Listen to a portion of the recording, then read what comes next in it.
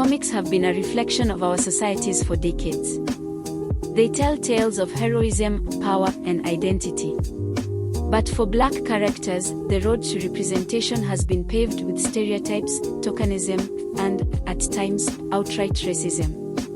In today's episode of African Reads Comics, we're taking a deep dive into the history, evolution, and persistent tropes surrounding Black characters in the world of comics.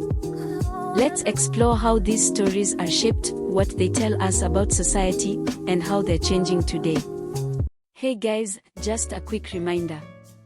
If you're enjoying this video, please support me by clicking the like button and subscribing to my channel. It really helps a lot in growing this small channel, and I truly appreciate it. Thank you so much. Now, let's get back to the video. To understand Black representation in comics, we need to start at the beginning.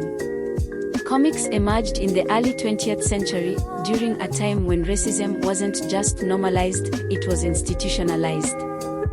Black characters were rarely seen, and when they were often grotesque caricatures inspired by minstrel shows.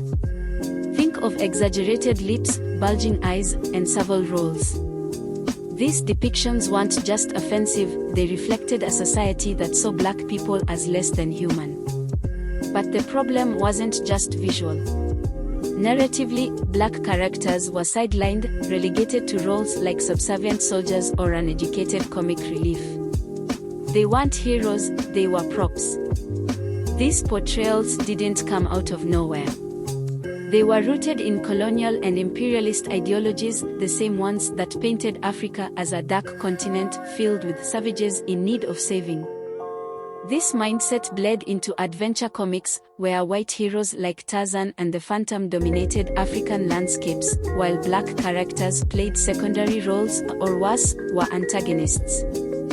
Fast forward to the 1960s, and we see the first significant shift in representation. Enter Black Panther, the first Black superhero in mainstream comics, created by Stan Lee and Jack Kirby. T'Challa wasn't just a hero, he was a king, the leader of the technologically advanced Wakanda. This was a groundbreaking moment. For the first time, Blackness was portrayed as powerful and independent. But here's the catch, Black Panther's early stories rarely addressed racism directly. Marvel played it safe, avoiding the civil rights issues dominating the real world at the time. Why? To appeal to their predominantly white audience. Then came the 1970s, and with it, the blaxploitation era. Characters like Luke Cage burst onto the scene with raw power and streetwise charm. But while Luke Cage symbolized Black empowerment, his portrayal leaned heavily into stereotypes. Over-the-top slang, hypermasculinity, and a focus on violence made him more of a caricature than a fully developed character. Now, let's talk about the tropes, those recurring themes and stereotypes that have haunted Black characters in comics. First up, the savage. This trope paints Black characters as animalistic, hyperviolent, or inherently dangerous. It's rooted in colonial fears of Black rebellion and has been used to justify everything from slavery to police brutality. Even today, you'll find Black male characters in comics who are all muscle, no depth. Next, the magical Negro. This one's tricky.